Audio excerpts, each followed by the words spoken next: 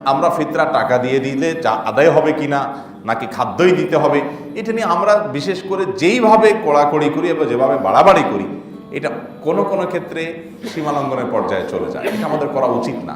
যেখানে ইমামদের, ফকিহদের, মুস্তাহিদগণের একাধিক গবেষণা আছে, একাধিক মত আছে, এবং বিশেষ করে দানের ক্ষেত্রে একটা গুরুত্বপূর্ণ মূলনীতি হলো গরিবের জন্য কোনটা বেশি উপযোগী সেটা মাথায় রাখা। আমি সৌদি আরবে দেখেছি, সেখানে সাধারণত সবাই খাদ্য দিয়েই দেয়, নগদ টাকা দিয়ে দেওয়ার কালচার নাই, কারণ সেখানকার ওলামা ইকরামের ফতোয়া হলো নগদ টাকা দিয়ে আদায় করলে ফিতরা আদায় হবে না। তো যার কারণে তারা খাদ্য দিয়েই দেয় সবাই। এই খাদ্য দিয়ে দেওয়ার ফলে যেটা হয়, চাউলের বস্তা থাকে 3 কেজির, বিভিন্ন প্যাকেজ থাকে, একটা ফ্যামিলির কয়জন মেম্বার সেই অনুযায়ী প্যাকেজ করা থাকে। সকল সুপার শপে রমজানের শেষের দিকে, শেষ 10 দিন এসে এই ফিতরার চাউল ভরে যায় সব দোকানগুলোতে, মানুষ কিনে কিনে সেগুলো দেয়।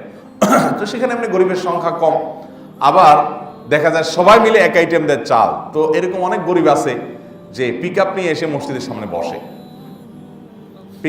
মসজিদের সামনে বসে, পিক আপের ডালা খুলে দেয়, দিয়া মহিলা বসে গেছে, সবাই ওই দোকান থেকে চাল কিনে কিনে তার পিক আপে ফেলতেছে। তো পিক আপটা ফুল হয়ে গেল, সে বাসা যায় নামায় আনতেছে, আইনে আবার পিক আপ নিয়ে বসছে। তো পরে দেখা গেছে এত চাল কি করবে সে।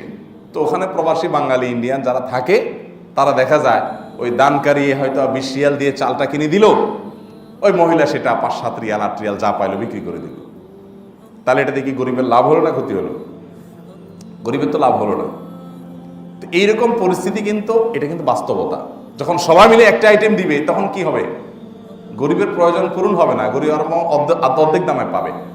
তো সেই বাস্তবতা মাথায় রেখে যদি মূল্য দিয়ে, টাকা দিয়ে ফিতরা আদায় করা হয়, অনেক ইমামদের মতে আদায় হবে, ইমাম আবু রহমতুল্লাহ সহ আরো অনেক ইমামদের মতে আদায় হবে।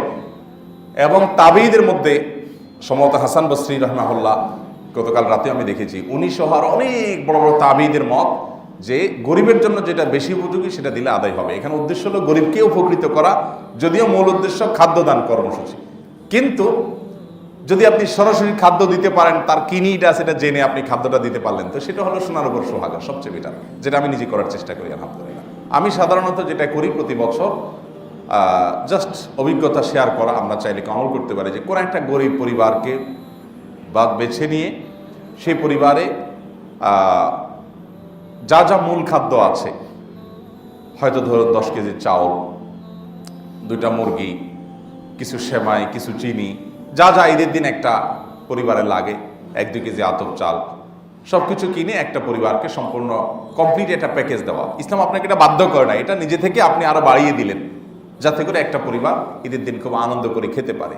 এই সুযোগ আছে। আমাদের আশপাশটাকে একটু আমরা খেয়াল করি, আমরা নিজেরা শুধু বরিভোজ না করি, আশপাশটাকে খেয়াল করি। অনেক মধ্যবিত্ত, নিম্ন মধ্যবিত্ত আছেন যারা মানুষের কাছে হাত পাততেও পারেন না, মুখ ফুটে বলতেও পারেন না, আবার কষ্ট সইবার মতো অবস্থাও নেই। আমাদের দায়িত্ব হলো আমাদের আশপাশটাতে খেয়াল করা, যে আমার আশেপাশে প্রতিবেশী যারা আছে, অনেকে শুধুমাত্র আত্মীয়-স্বজন দেখে দেয়, আত্মীয়-স্বজনকে অগ্রাধিকার দিবেন, এতে কোনো সন্দেহ নাই, এতে কোনো সমস্যা নেই।